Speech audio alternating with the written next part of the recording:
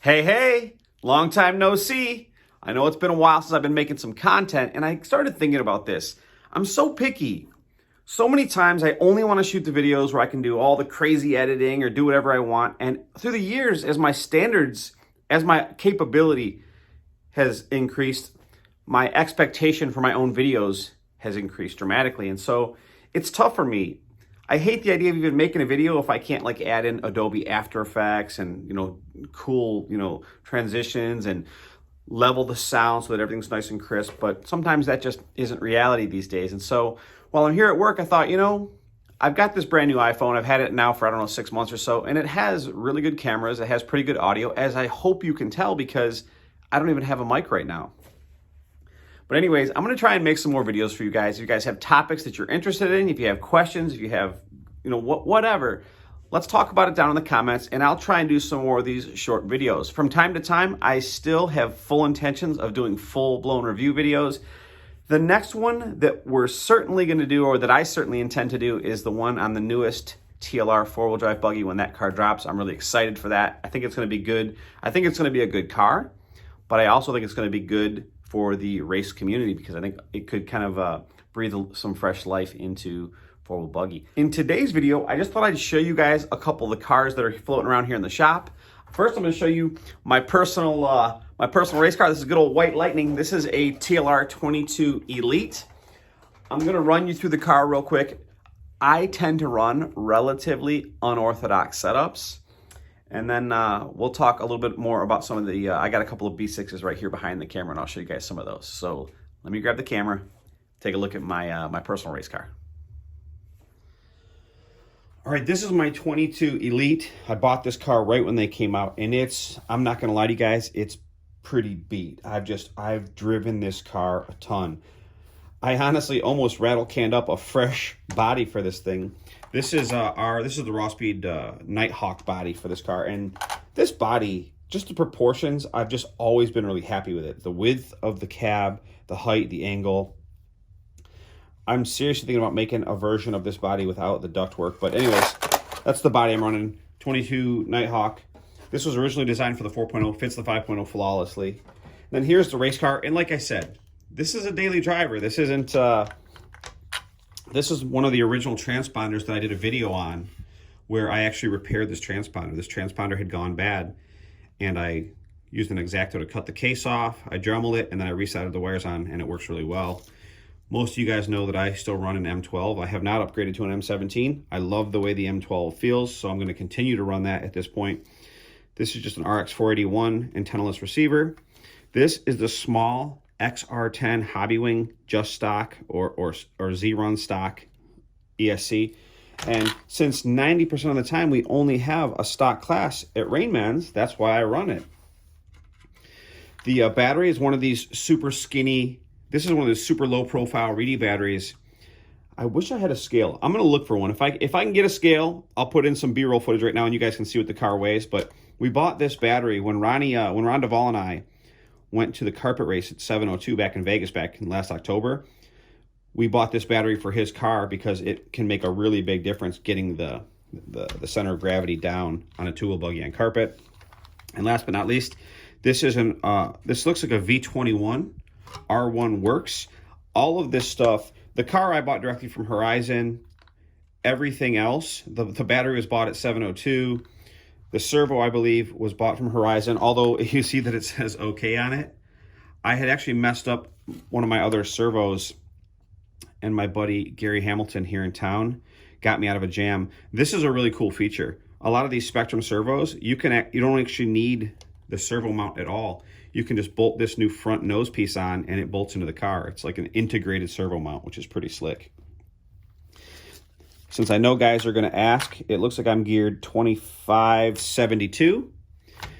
Here's probably where my setup differentiates from a lot of other guys. First of all, sorry the car's dirty. I blew it off with the compressor and tried giving it a quick wipe down, but you can see it gets ran.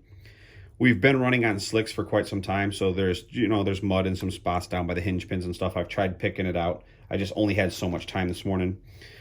Let's start up at the front of the car. I run long VLA. And you'll notice that I don't put the screws all the way in. I don't know if you guys can see that, but a lot of times I'll leave a little bit of an air gap between the screw. I want it to support the caster block, but I want to make sure there's never any bind in there. Bind is the enemy. If your car has bind in it, in fact, I'm going to show you right here, I'm building a new B6. I want to show you what it should look like. It should swing like this. The caster block should swing.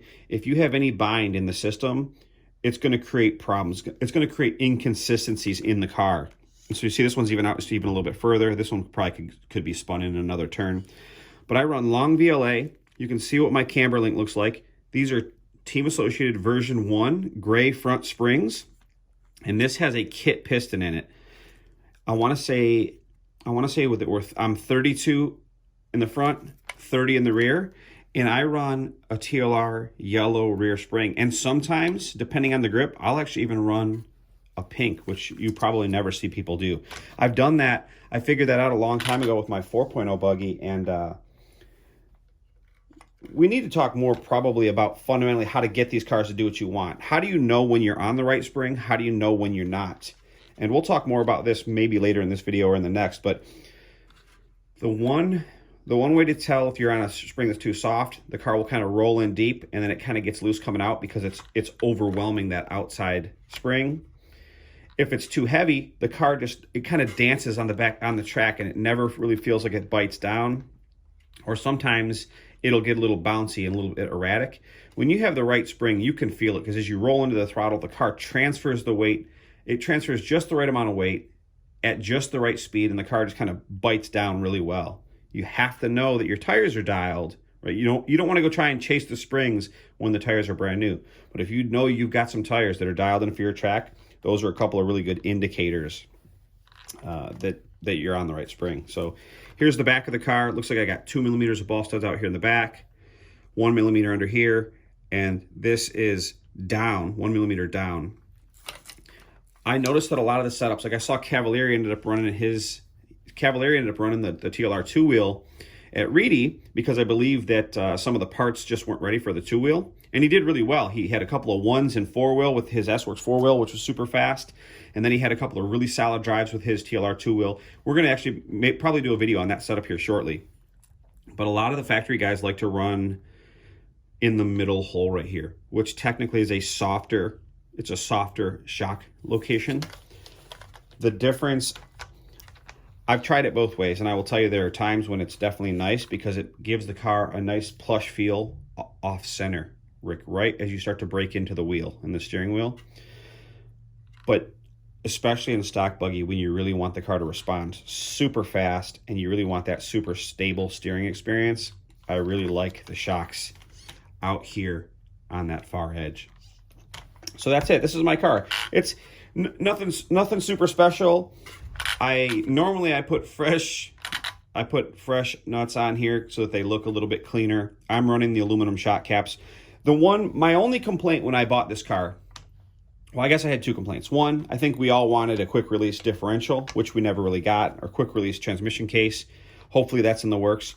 And then my other complaint was that for years and years, TLR had been sending us cars, all the 22 series cars had aluminum shock caps, and then for whatever reason, on the newest generation of 5.0 cars, they decided, hey, we're going to do plastic caps. So they spend years creating this expectation, and then they go ahead and they change it to plastic. And so I wish they would have done aluminum, and since they didn't, I went ahead and put the aluminum stuff on here. But this is my personal daily driver. I love this car. It's been a great car. There's something about the TLR cars that just, they're kind of confidence inspiring.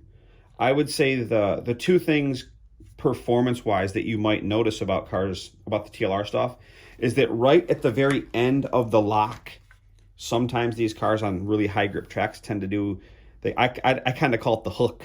They get a little hooky. And there's a few things that can be done. You can run a little bit more toe out. That seems to cure that, so it's not quite as aggressive. And if you really want to, I don't have it on this car, but on one of my other cars, I used to always put the actual set screws in here, and I would physically limit the hard lock just so that it wasn't quite as aggressive right at the end of the wheel. We all know that you can dial down the dual rate, and there are other things you can do with your radio. But this is my 2-wheel.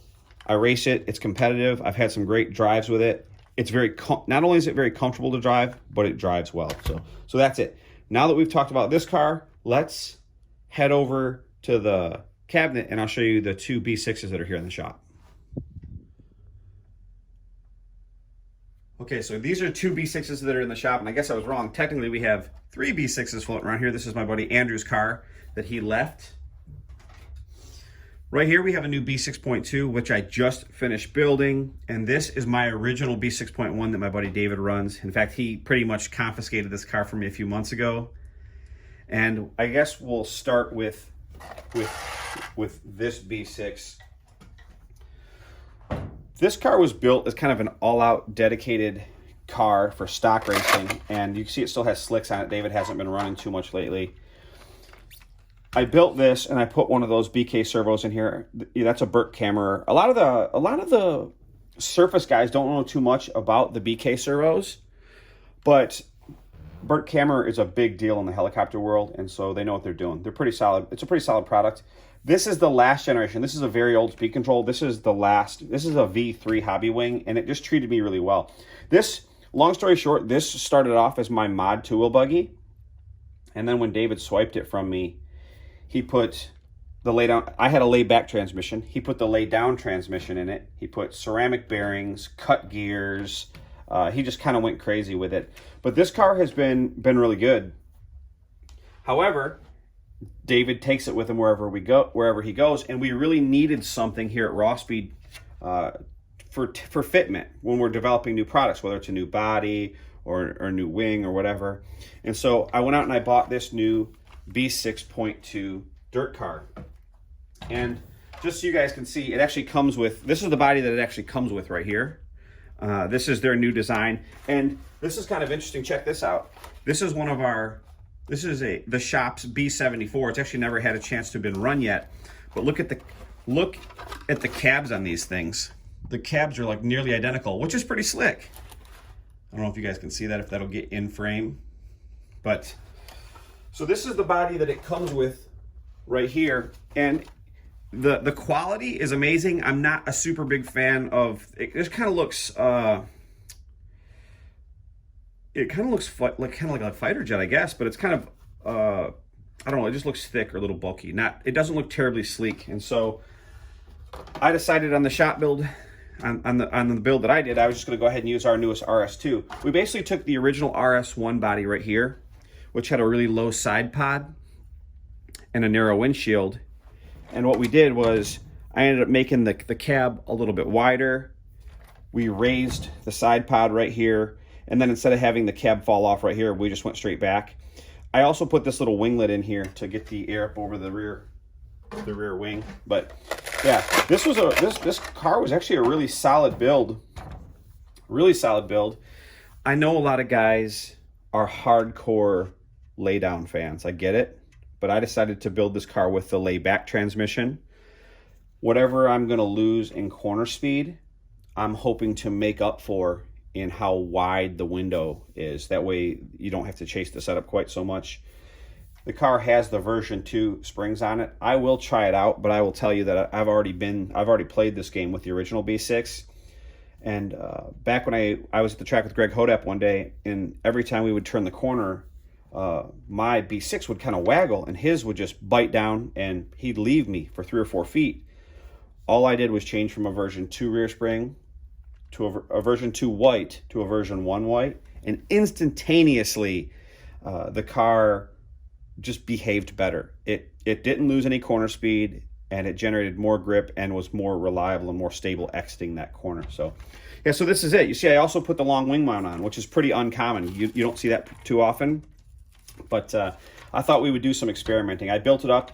The build overall went really, really well. The only complaint in this build is that for the first time ever, I was trying to put the diff screw in, and there was like a little burr inside the diff, which luckily didn't need anything. All I did was just used a hex driver to push through, and it pushed the burr out, and I was able to double check everything and assemble the car. So that's it. That's what's around the shop. All right, I know this video is starting to drag on a little bit. I hope you guys enjoyed this quick tour. I just wanted to show you guys what's going on. I'm still super passionate about RC, obviously. I created a business where that's what I do for a living. I still club race, not quite as much as I would like, but now that we're back on treads over at Rainman's, I intend to run quite a bit more.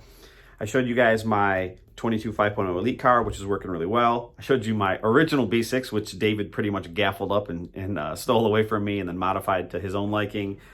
We've got this new B6.2D that I will final assemble with electronics in the next day or so, maybe today. We'll run it. There's a good chance we'll do a video on that. For sure, we're going to do a video on the TLR 22 four-wheel. And then I guess that's it. I wanted to make some content for you guys. I appreciate you guys being patient. So many of you have watched Short Course World for years and years.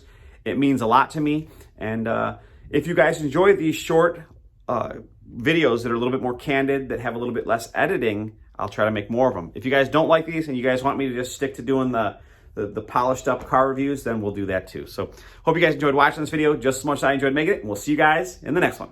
Bye-bye.